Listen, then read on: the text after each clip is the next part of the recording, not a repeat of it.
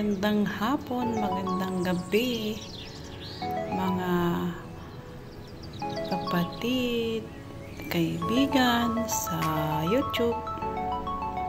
Brown out dito sa aming bahay. So, may ilaw na, pero hindi ko alam kung paano i-open. Ayun, no, may eroplanong lumipad doon. So, maganda sana kung maliwanag pa yan. Ayun. Antayin ko yung aking mga boss. So, as long na nakaluto na ako. Kanina kasi, pagkagising ko, dahil may break time ako, no, nakabihis na ako para magsundo sa alaga. So, nag-message ang aking amo. Sabi niya, no need to pick up the baby kasi day off ata nila kasi hindi ko nakitang umalis para magtrabaho. So, umalis sila is hapon na, mga 2 or 3, ganyan. Or 2. Kasi start ko na yun ng rest. So, natulog ako. Nagising ako ng past 3 something. So, dahil may trabaho tayo at hindi naman tayo manager,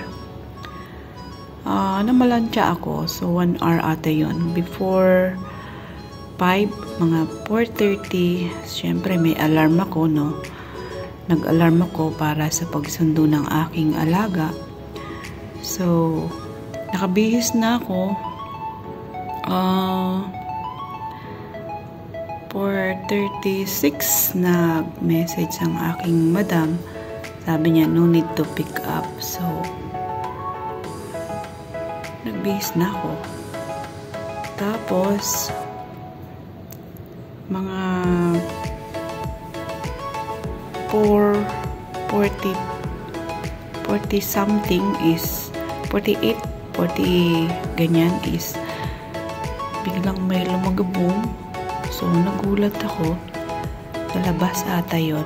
Tapos, biglang ang ginawa ko, kumuha na lang ako ng tubig.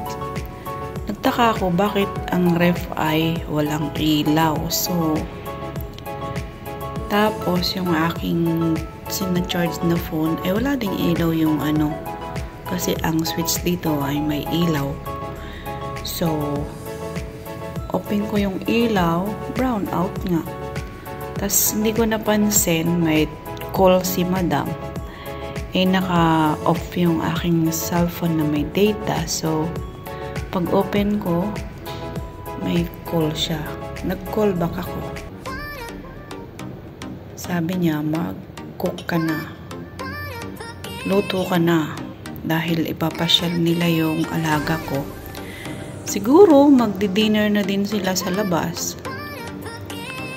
Hindi ko alam kung silang dalawa or together with kids kasi until now, 6:30 na, wala pa sila. Ayan. Ang ganda ng view kapag kasi wala nga kaming ilaw, no? So, walang nagre-reflect na liwanag.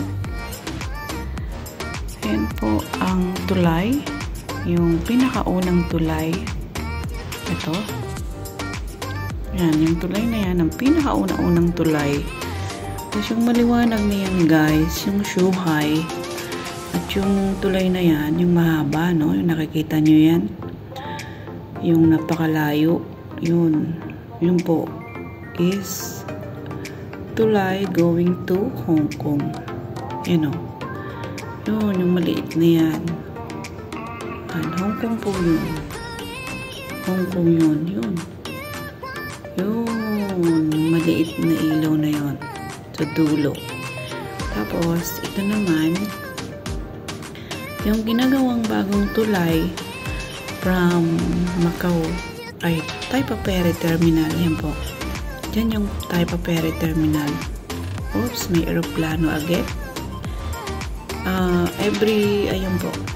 Every 5 minutes ang lipad. So, ayun.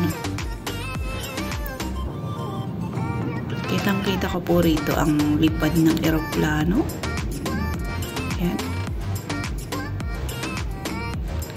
Itong mabalik tayo dito, no? Yan, yung may ilaw na to. Yan po yung Taipa Ferry Terminal going to Zhuhai. Yan po, ginagawang tulay. Yan. Habang building na yan is malapit sa dati kong tinirahan. Sa dati kong amo. Yan. May aeroplano pa din doon. Aeroplano ba yun? Bakit ang bilis? Parang helicopter. Yan, paikot-ikot siya. May blue. Galing, oh. Bilis niya, oh. Oh, yan, oh. Bilis. Diba? Parang hindi naman siya aeroplano, guys. So, yung tinirahan ko po na yan, mga 6 years dito. Yan, yung building na to.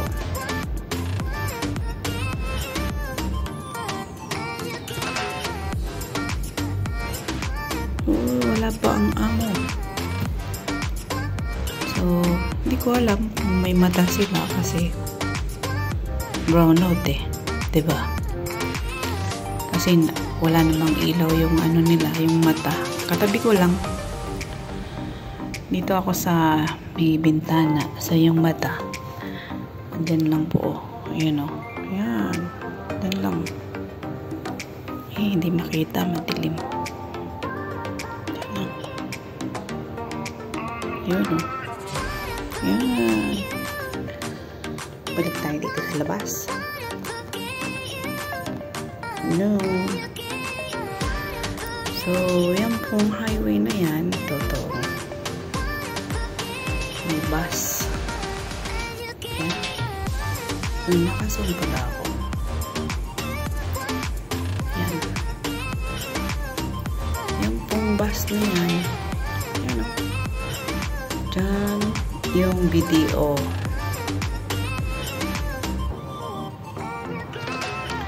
Nakasum kasi pinokus ko yung aeroplano kanina.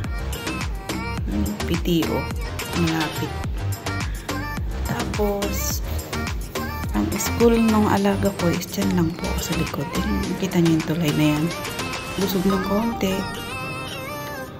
Ayan, tulay na ito. Busog ng konti. 5 minutes lang.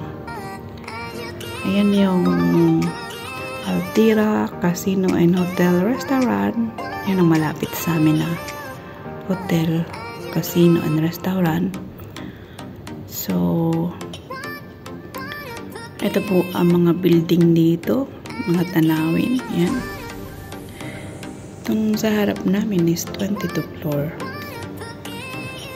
So, tapos doon naman yung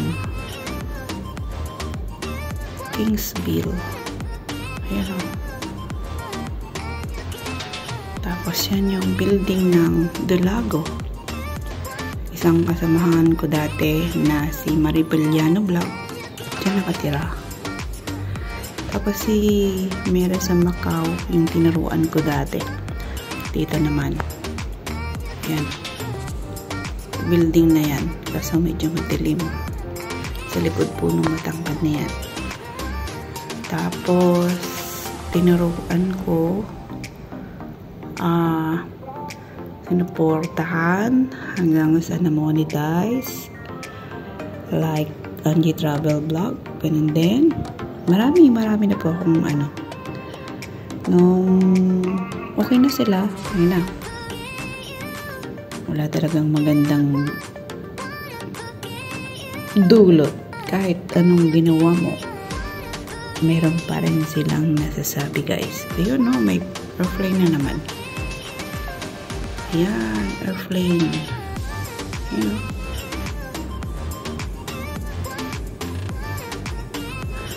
So, dahil ganun nga, pagpatuloy lang natin ang ating mga ugaling matulungin. Dahil yan po ang nagpapalakas sa akin. Papalakas at hindi tayo nagkakaroon ng sakit. Siguro is kaloob na din ni Lord. So, maraming salamat guys. Papa rin ang amo ko. Daming eroplano, kaliwat kanan. Ayan. Salamat. Ang bonggang-bongga. Bye-bye.